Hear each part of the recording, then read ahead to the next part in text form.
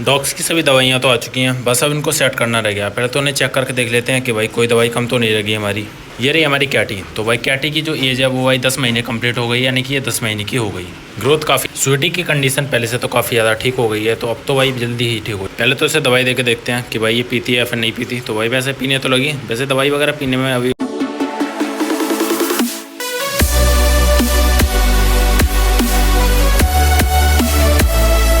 Hello friends, welcome to my YouTube channel. तो friends आज के हम अपने ब्लॉग की स्टार्टिंग कर दी है स्वीटी से।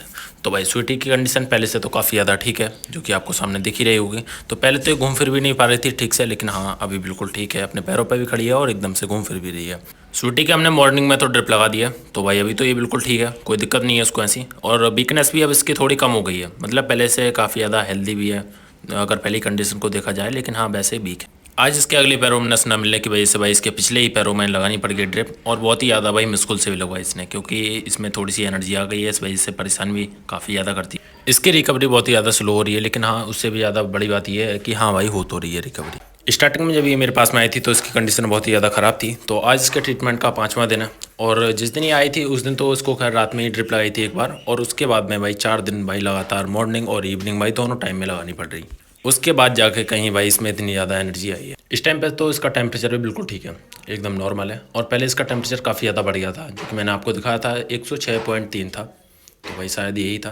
तो 106.3 यानी कि बहुत था। तो अभी तो नॉर्मल है, ऐसी कोई दिक्कत वाली बात नहीं है। लेकिन हाँ तेज़ फीवर अगर आ जाए डॉग को तो भाई काफ़ी ज़्यादा परेशानी हो जाती है उसमें। अभी इसे पूरी तरीके से ठीक होने में कम से कम 3 से 4 दिन का टाइम तो लग ही जाएगा, क्योंकि इसकी रिकवरी बहुत ही ज़्यादा स्लो है। और हमारे मिस्त्री साहब को होगा ब्लेड खत्म, तो भाई मिस्त्री साहब ने हमको भेज दी ब्लेड लेने के लिए। तो भाई अभी ब्लेड लेकर के ही आ रहे हैं, तो भाई ब्लेड लेकर के चलते हैं घर पे। उसके बाद में काम दोबारा से शुरू होगा, क्योंकि भाई मिस्त्री के बीच में ही ब्लेड खत्म होने की वजह से काम भी रुक गया।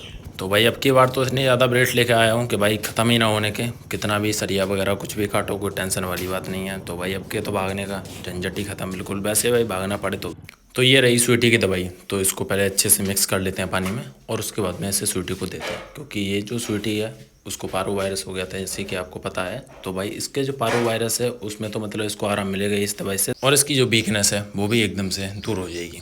तो भाई अभी चलते हैं इसको अच्छे से मिक्स करके स्वीटी को देने, क्योंकि ये भी बहुत ही ज़्यादा ज़रूरी है देना। तो भाई इसे भी 3 टाइम देना पड़ता है वैसे तो दिन में। और अब ये अच्छे से मिक्स भी हो चुकी है, क्योंकि भाई जब तक इसमें पाउडर रहेगा जब तक ये अच्छे से मिक्स नहीं हो सकती। तो भाई अब इसमें पाउडर बिल्कुल भी नहीं है, तो अब ये मिक्स हो गया बहुत अच्छे से। तो अब इसको चलते हैं और स्वीटी को देते हैं। और वैसे स्वीटी इसको बहुत ही ज़्यादा आराम से पी भी लेती है, क्योंकि इसकी जो स्मेल है वो डॉग्स को बहुत ही ज़्यादा पसंद है। अभी रख के दिखाते हैं इसको स्वीटी को कि भाई वो कितनी जल्दी से सपा चट कर जाएगी। तो भाई ये रख दिया इसको, और भाई ये लग गई अपनी स्पीड में। मेन चीज़ तो इसकी वीकनेस है, अगर इसकी यार वीकनेस अगर एक बार अगर ठीक हो जाए, जो दूर हो जाए अगर वीकनेस, तो भाई इसकी आधी बीमारी तो भाई वैसे ही ख़त्म हो जाएगी।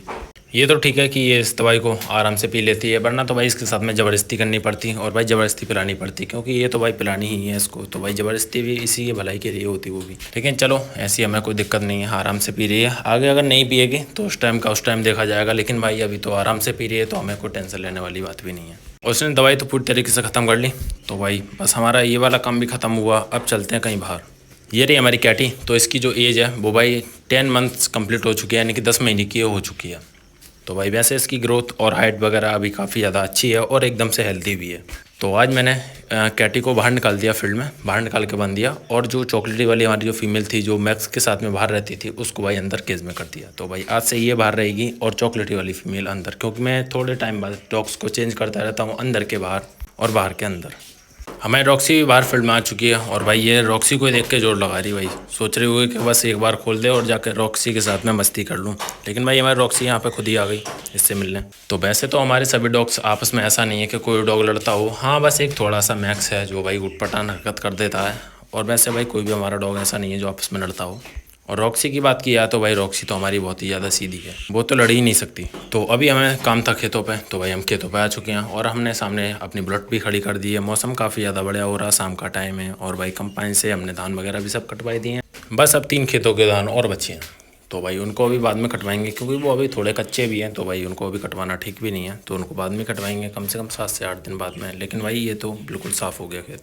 मशीन से धान कटवाने का एक बहुत बड़ा फ़ायदा है कि भाई सब झंझट वगैरह सब खत्म, भाई अपने आप काटती, अपने आप झाड़ वगैरह के सब कुछ दे देती।